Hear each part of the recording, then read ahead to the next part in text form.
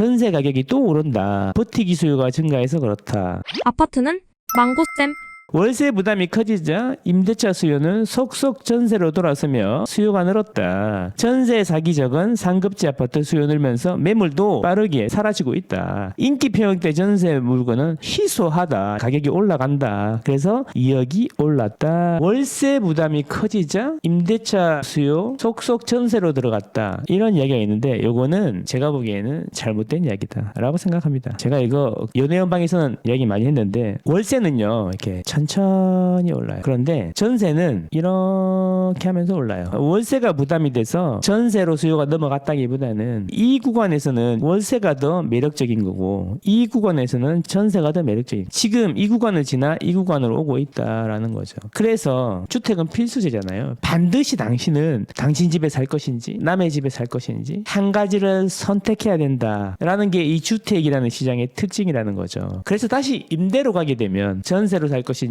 월세로 살 것인지 둘 중에 하나를 반드시 선택해야 된다는 거죠. 그때 선택의 기준이 뭐냐면 월세로 나가는 비용이 더 큰지 전세로 나가는 비용이 더 큰지를 판단해야 된다는 거죠. 그래서 우리는 보통 월세 금액이랑 전세자금 대출 이자를 가지고 구비를 합니다. 그래서 월세가 전세 대출 이자보다 더 높아. 그러면 전세로 쏠리게 되고 전세 대출 금리가 월세보다 더 높아. 그러면 월세로 가게 되는 거다. 보통 이렇게 이야기하는데 그거도 맞는 이야기지만 정확히 말하면 흐름이 중요한 거예요. 월세는 천천히 변하는데 전세가 왔다 갔다 하거든요. 전세 이자가. 왜? 금리에 따라서 전세자금 대출 이자가 줄렁줄렁하기 때문에 지금 전세자금 대출 금리가 2% 후반대에서 5% 초중반까지 올라갔다가 지금 4% 후반대로 다시 내려왔거든요. 그래서 10% 정도 전세자금 대출 이자가 하락을 했다는 겁니다. 그래서 다시 전세자금 대출 금리가 하락을 하고 전세 가격 자체가 30% 이상 빠진 데도 많다는 거죠. 금리도 10% 하락했고 전세금도 30% 이상 하락하니까 실제로는 전세자금 대출 이자의 절대 금액이 30-40% 이상 하락을 하게 됐다는 이야기입니다. 그러니까 월세는 그대로인데 전세자금 대출 이자가 30-40% 하락을 하게 되니까 전세 매력도가 높아지게 되는 것이죠. 그러니까 전세로 수요가 몰리게 되는 거고 월세는 그대로인데 전세가 왔다 갔다 했다 이런 이야기예요. 그래서 전세의 매력도가 올라가서 전세 매물이 줄고 있다. 그래서 요거를 좀 더 수치적으로 표현한 것이 전월세 전환율이 되는 겁니다. 그 이야기는 안 할게요. 자, 그래서 월세 부담이 커지자 임차 수요 속속 전세로 갔다. 이거는 이야기는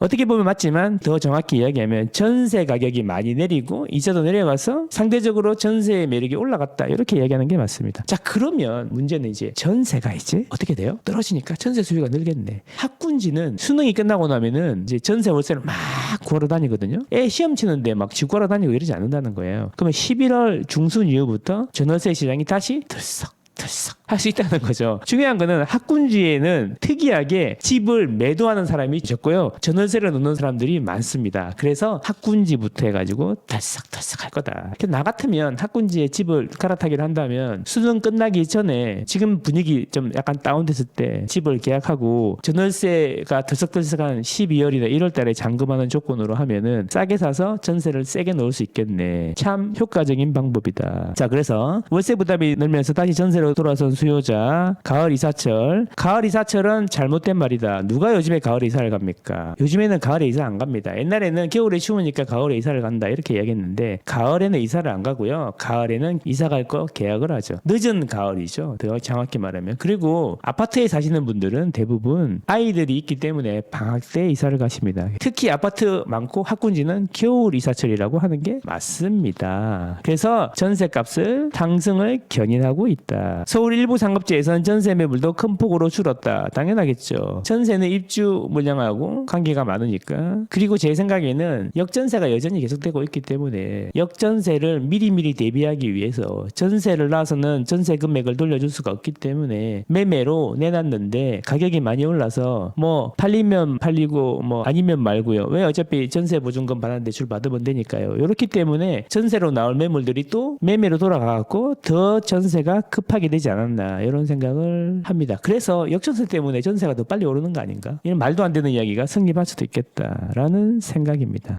구독, 좋아요, 구독, 좋아요. 자, 여기서는 이런 이야기도 해요. 월세 부담도 있고 비아파트보다는 상대적으로 낮은 전세 사기 위험, 상급지 이동 수요 등으로 전세가 빠르게 오를 것이다 라고 이야기하는 거죠. 전세 사기 위험 때문에 비해오는 아파트는 저가층이겠죠. 저가수요층. 그러니까 아파트 전세가 빌라 전세보다는 비싸니까 빌라에서 전세 사기 때문에 넘어오시는 분들은 저가층, 아파트의 전세 가격 중에 낮은 가격층에 영향을 많이 줄 것이고 상급지 이동 수요는 높은 비싼 전세에 영향을 많이 줄 것이다. 이런 이야기죠. 그래서 마포, 동대문, 송파, 강남, 양천이 많이 올랐다. 자, 결론적으로 말씀드리면 서울에는 공급도 많이 줄었고 전세 가격도 많이 내렸고 전세 대출 금리도 많이 내렸기 때문에 전세 수요는 증가하게 됐는데 전세 공급은 오히려 역전세로 인해서 줄어가지고 전세 상승이 적어도 수능 끝나고 나서 겨울 이사철이 오면 전월세 시장이 들썩들썩할 가능성이 높으나 지금 이미 역전세가 발생하고 있고 내년 여름까지 역전세가 계속 나올 건데요. 그 역전세를 다 100% 해소하기에는 상승률이 좀 적을 것이다 라는 것이 저의 생각입니다. 이런 부분을 잘 감안하셔가지고 내 집 마련, 갈아타기, 전월세 구하실 때 참고하시기 바랍니다. 금리가 내려간다면 내려갈수록 월세보다는 전세를 선택하시는 게 더 이익이실 겁니다. 제가 전세 살고 있으면 좀 빨리 서둘러서 계약을 할 것 같다 이런 말씀 드립니다. 저는 여러분과 여러분 가족의 행복을 응원합니다. 안녕.